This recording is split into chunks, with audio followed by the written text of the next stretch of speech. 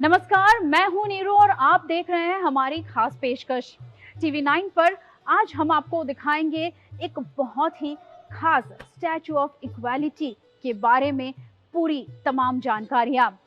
अब तक हमने देखा है एकता के प्रतीक यानी स्टैचू ऑफ यूनिटी ने किस तरह से विश्व रिकॉर्ड बनाया है, और अब भारत के लिए बारी है एक नया अध्याय रचने की, एक अनोखा इतिहास बनाने की, जो प्रतीक है समानता का, यानी statue of equality. Statue of equality Hyderabad के शमशाबाद में बना हुआ है और अब इसकी तैयारियां अंतिम चरण में है। 5 फरवरी को प्रधानमंत्री नरेंद्र मोदी इसका उद्घाटन करेंगे। इस पर बात करने के लिए मेरे साथ हैदराबाद में इस वक्त मौजूद है वैष्णव संप्रदाय के मौजूदा आध्यात्मिक प्रमुख त्रिदंडी श्री चिन्नाजियार स्वामी जी। आइए उनसे जानते हैं स्टैचू ऑफ इक्वालिटी के बारे में, आखिर क्या है ऐसी विशेषता और किस तरह से ये नया इतिहास रचने जा रहा है। भारत साक्षी बनने जा रहा है एक नए इतिहास का। सुवर्ण अवसर है रामानुजाचार्य की सहस्त्रताब्दी का। इस अवसर पर हैदराबाद में मेरे साथ मौजूद है वैष्णव संप्रदाय के मौजूदा आध्यात्मिक प्रमुख त्रिदंडी श्री चिन्नाजियार स्वामी जी। स्वामी जी, बहुत बहुत स्वागत है आपका टीवी 9 में। सबसे पहले तो ये बताइए, ये जो भव्य स्थल इस वक्त हम देख रहे हैं, स्टैचू ऑफ इक्वालिटी के परिसर में हम इस वक्त मौजूद है, सबसे पहले इसका विचार आपको कब और कैसे आया? सबको शुभकामनाएं। ये प्रोजेक्ट का नाम है समता मूर्ति स्फूर्ति केंद्र, स्टैच्यू ऑफ इक्वालिटी बोलते हैं। इसका संकल्प 2013 में हुआ था। रामानुजाचार्य स्वामी जी महाराज का 1000वां जयंती 2017 में होने वाला था, तो उसको दृष्टि में रखकर 2013 में इसकी कल्पना की गई है और उसका साक्षात्कार कराने के लिए जो प्रयास था वो 2015 में शुरू हुआ। श्री रामानुजाचार्य जी की जिस तरह से सोच थी, जो उनका संदेश था खास, जिसको लेकर विश्व के कोने कोने में उन्होंने ये संदेश पहुंचाया समानता का, तो आपको क्या लग रहा है जो उनका संदेश था वो इस वक्त मौजूदा हालात में हम बात करें तो लोग किस तरह से अपने जीवन में उसका पालन कर सकते हैं? ये तो बहुत अच्छा प्रश्न है।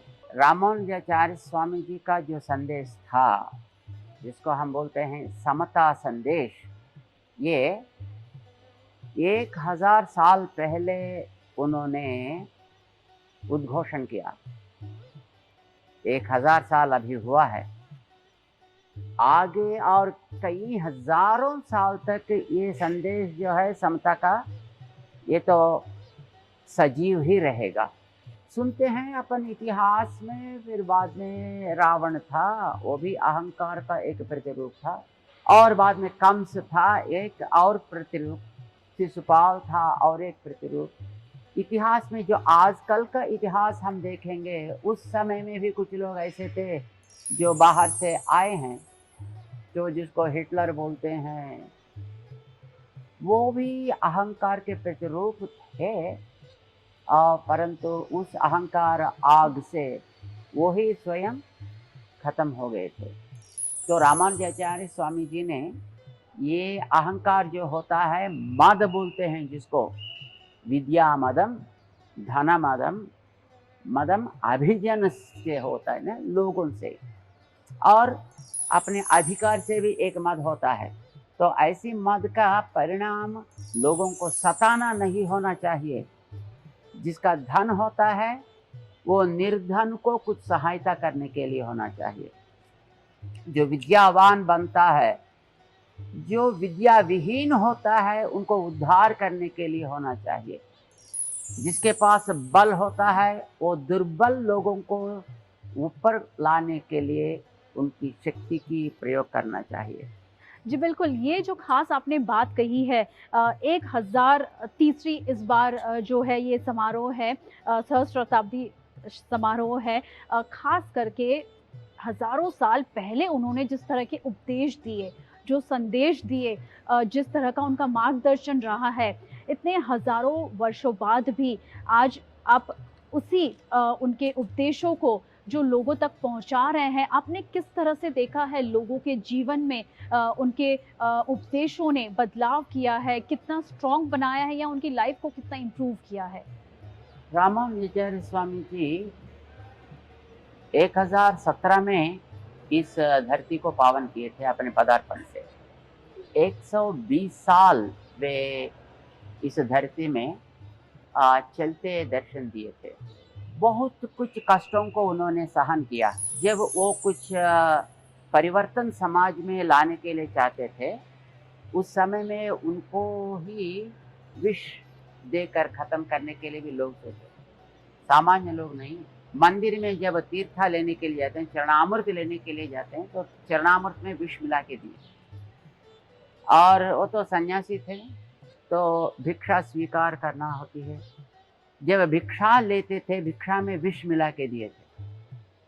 तो बहुत प्रकार का उनके ऊपर कुछ ऐसा कोशिश किए हैं लोग उनको ख़त्म करके हटा दें, परंतु उस समय में उनका जो उपदेश था और उनका जो प्रभाव था वो राजाओं के ऊपर था और समाज को चलाने वाले जो ब्यूरोक्रेटिक सिस्टम होता है उसके ऊपर भी था। जो समाज के एलाइट बोलते हैं, जो बुद्धिजीवी जो होते हैं, उनके ऊपर भी उसका असर था। और जो रामानंद स्वामी जी ने उस समय में लागू किया, उसका प्रभाव करीब 600 साल तक बहुत विस्तार से रहा था।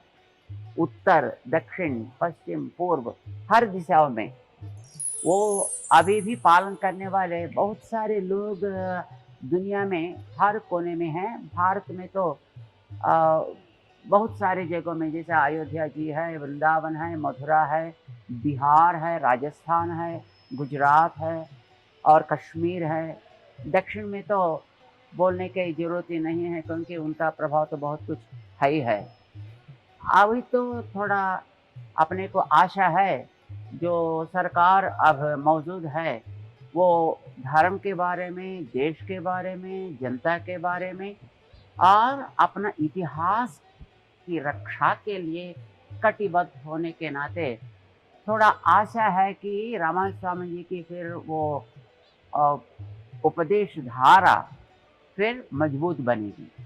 जी बिल्कुल ऐसा भव्य आयोजन, ऐसा भव्य समारोह जब रहता है तो चुनौतियाँ काफ़ी आती है, लेकिन ख़ास जिस तरह का आपका मार्गदर्शन रहा है उसकी अगर बात करें तो आपने जो सपना देखा और अभी हम जो देख रहे हैं वो सिद्धि है, तो सपना से लेकर सिद्धि तक का ये सफ़र आपका कैसा रहा? माता जी जब बनती हैं एक नारी, तो उनके पहले दिन से लेकर 9वां महीना पूर्ति होने तक जो उनके अंदर भावनाएं होती हैं या उनका कुछ शरीर में कुछ दर्द भी होता है, कष्ट भी वो लेती है, वो सब उनके लिए आनंद ही आनंद जैसे देती है।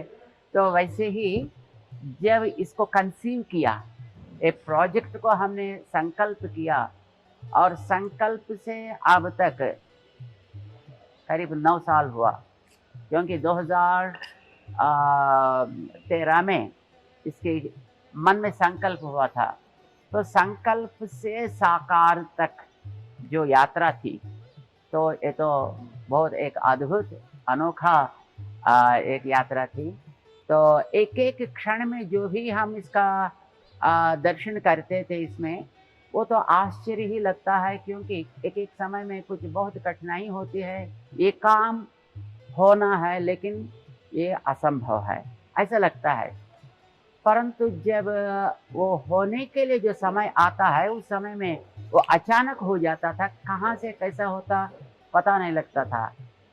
तो उस समय में हम भावना करते थे कि ये केवल आचार्य जी की ही कृपा है, नहीं तो ऐसा काम नहीं हो सकते हैं। तो ये जो आपका महासंकल्प था, महासंकल्प अभी सिद्धि आपकी जो है वो हम साकार रूप में देख पा रहे हैं स्टैच्यू ऑफ इक्वालिटी के इस परिसर में। कैसा अनुभव हो रहा है इस वक्त आपको यहाँ खड़े होकर देखकर कि हाँ, ये बनकर तैयार हो गया है फाइनली?